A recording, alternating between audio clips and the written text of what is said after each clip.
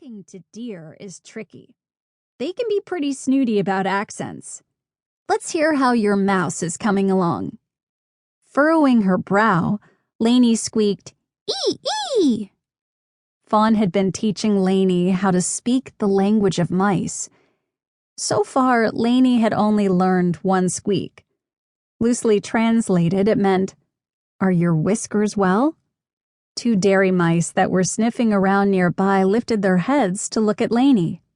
"Not bad," said Fawn, nodding. "Now let's hear you call that chickadee."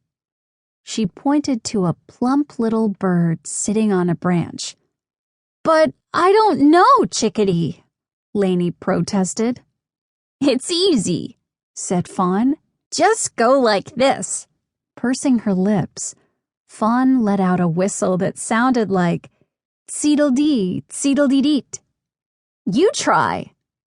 Lainey did her best to copy Fawn. She pursed her lips and whistled. But all that came out was a sad phew.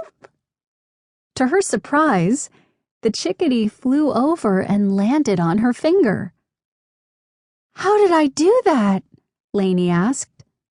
Then she noticed Fawn laughing. "Wait a second. You called him over, didn't you?" "So what if I did?" Fawn said with an impish grin. "He wouldn't have come if he didn't want to. Animals like you, Lainey. I'd say you're becoming a real animal talent clumsy." Lainey blushed. Fawn pulled a sunflower seed from her pocket. She held it out to the chickadee, who took it in his beak and flew away. "Well, I'm hungry," Fawn said. "Want to see what the baking talent fairies have whipped up today?" Lainey shook her head. "I'm going to find the other girls. See you later?" "Sure," said Fawn. "I think there's a nest of robin's eggs that need a hand with hatching. Maybe you can help me." With a wave, she flew off. Lainey started across the meadow, her spirits high. Fawn's compliment still rang in her ears. A real animal talent clumsy. Lainey couldn't help smiling every time she thought about it. Maybe it's true, Lainey thought. Maybe I really do have animal talent.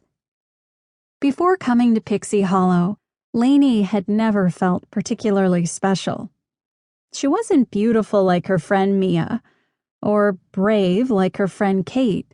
She wasn't good at sports, and she didn't get the best grades in school. In fact, Lainey hadn't been sure she was good at anything at all. But that had changed when she'd started spending time with the animal talent fairies. Lainey was learning how to listen to animals and how to watch them. And she had a knack for it. A real animal talent clumsy. A rustling noise above her made Lainey look up.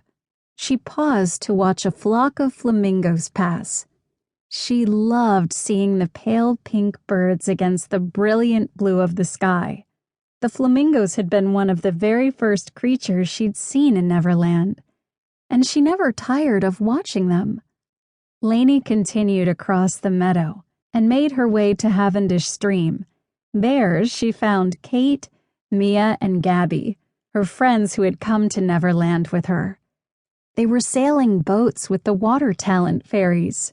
Tiny fairies in red, gold, and green leaf boats drifted around on the current, while the girls blew wind into their sails. The freckled, curly-haired fairy named Prilla was there too. Prilla was the reason the girls had come to Neverland. She had a talent unlike any other in Pixie Hollow.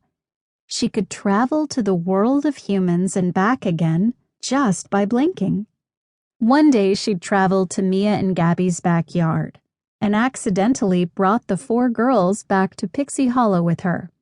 Prilla had discovered that she couldn't blink the girls back home, so the fairies of Pixie Hollow had taken them in. That had been days ago. Or was it weeks? Lainey wasn't sure. Time passed strangely in Neverland, where every day was sunny, and no one ever grew up or grew old. "Hi, Lainey," Mia said. "Where have you